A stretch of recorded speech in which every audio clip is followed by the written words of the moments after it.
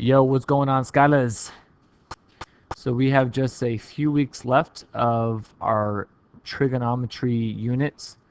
It's been a nice long road.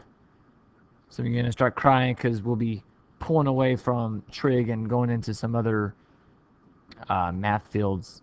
And after trig, we'll be going into vectors. There's just a few sections, but it's a really neat topic. But not so fast. We have just a few additional topics in trigonometry that we want to cover.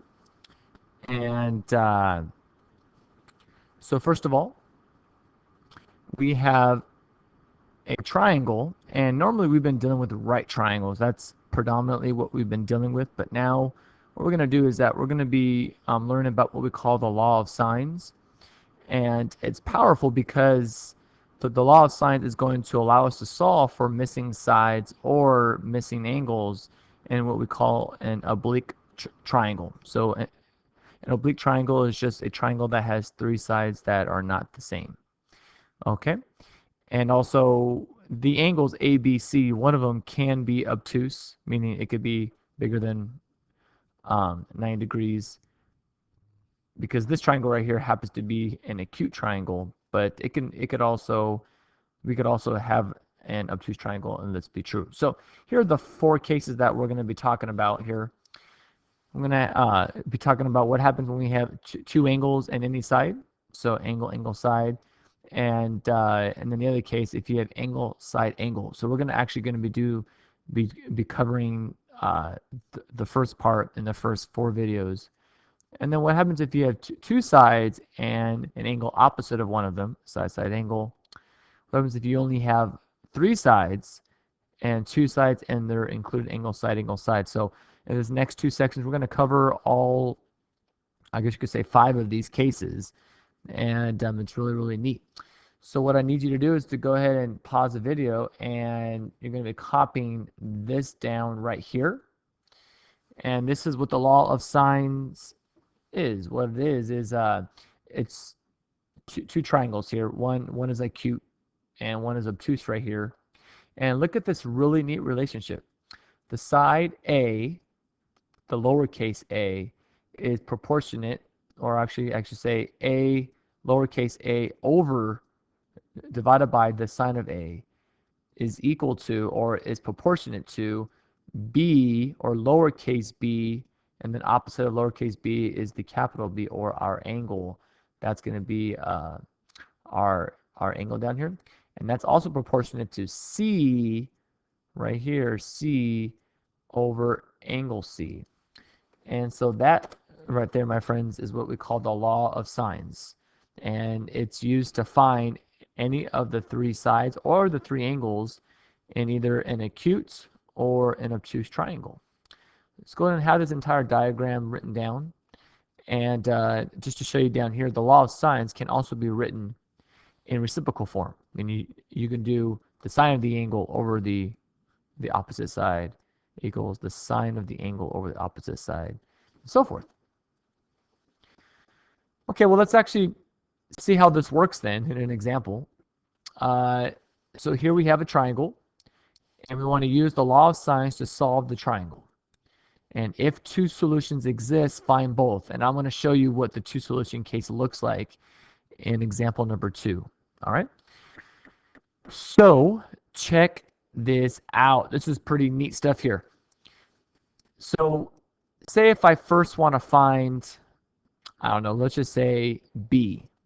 If I want to find B, well, let's go ahead and write out our law of sines that we're going to be able to solve for B. So if I said B over, well, B always has to be over the sine opposite of this. So opposite of B is 40. So that's going to be sine of 40 degrees. And that's equal to some side, right? One of my sides, and then the sine of that opposite, or the sine of the opposite of that side. So we can't use A and A, so we have to use 30. So it'll be 30 all over sine of 110. Okay, so basically all I did right now was I just used B over sine of B equals C over sine of C. I just did this proportion and I did it right here by substituting sine of 40 for sine of B, 30 for C, and sine of 110 for sine of C. Okay? So now we just cross multiply. Okay? B times sine of 110 is B times sine of 110 is equal to 30 times sine of 40. 30 times sine of 40. Okay? Now, I want to solve for B, so let's just go ahead and divide both sides by sine of 110. Okay, so I'm going to divide both sides by sine of 110. So my answer is going to be approximately, now it's going to be an approximate because sine of 40 is not on the unit circle, sine of 110 isn't. So these are going to be decimal answers. Okay, we're just got to get used to that right there. And depending on whatever the question says, if it says round to the nearest degree or nearest whole number or something like that, we can do that. But here we'll just do to the nearest tenth. Okay. So let's see. So we have to bust out our calculator, and we would get 20. Let's see what I get there. 20.52. So we'll go to the nearest hundreds right there. Okay. So that right there is our B. So if you want, you can just kind of come over here, and we're just going to put 20.52.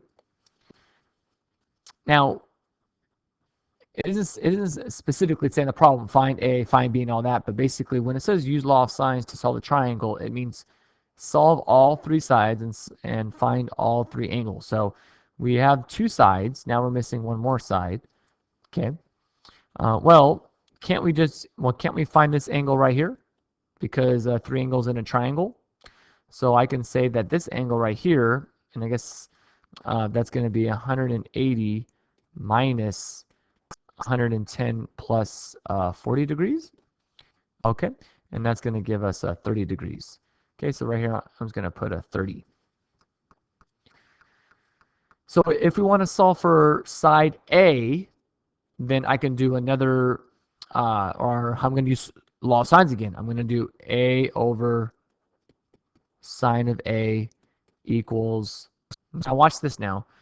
I'm not going to use my sine of 40 and 20.52. And the reason why is because, see, B is an approximation, right? Remember down here? It's approximately. So if I use this, really, it's not 0.52. I mean, this thing continues on, but we just rounded it. Our answer at the end is going to be slightly off. So if there are any precise angles and sides that are given, that's what you want to use predominantly all the time because these are exact values. Okay, so I'm going to actually use this right here, C over sine of C. All right, let's go and plug it in then. So I don't know A, so I'm going to say A over. I know my sine of A now, sine of 30 degrees. Okay, that's a nice one. Equals C, which is my 30, and sine of 110. All right, so let's just go ahead and do some cross multiplying here, and we'll be able to solve then for A.